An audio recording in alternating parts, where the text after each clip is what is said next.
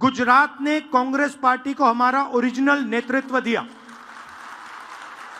और उस नेतृत्व ने हमें सोचने का तरीका, लड़ने का तरीका, जीने का तरीका दिया। 30 साल हो गए, हम यहां सरकार में नहीं हैं और जब भी मैं आता हूं तो डिस्कशन 2017, 2012, 2007, 2022, 2027, मगर सवाल चुनाव का नहीं।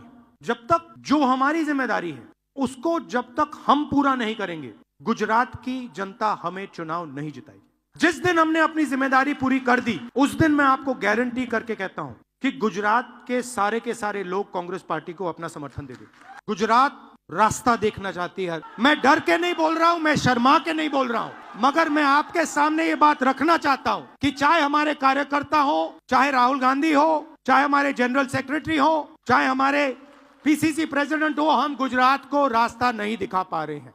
गुजरात की जो लीडरशिप है उसमें 2 तरीके के लोग हैं, डिवीजन है।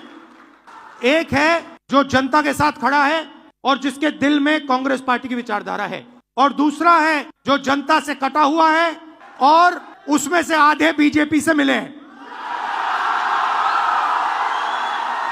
जीतने हारने की बात छोड़ दो, बस जो हमारे लीडर हैं अगर उनका यहां हाथ ऐसे कटे तो उसमें से कांग्रेस का खून निकलना चाहिए और संगठन का कंट्रोल उन लोगों के हाथ में जाना चाहिए। जैसे ही हम ये करेंगे, तूफान जैसे गुजरात की जनता हमारे संगठन में आने की कोशिश करेगी और हमें उनके लिए दरवाजे खोलने पड़ेंगे। ये हमारा प्रोजेक्ट 2 साल का नहीं है, 3 साल का नहीं है, ये हमारा प्रोजेक्ट 50 साल का है। कांग्रेस पार्टी की विचारधारा जो सचमुच में गुजरात की विचारधारा है, जो आपने हमें सिखाया है, जो गांधी जी ने हमें सिखाया है, जो सरदार पटेल जी ने हमें सिखाया है, वही हमने गुजरात में करना है।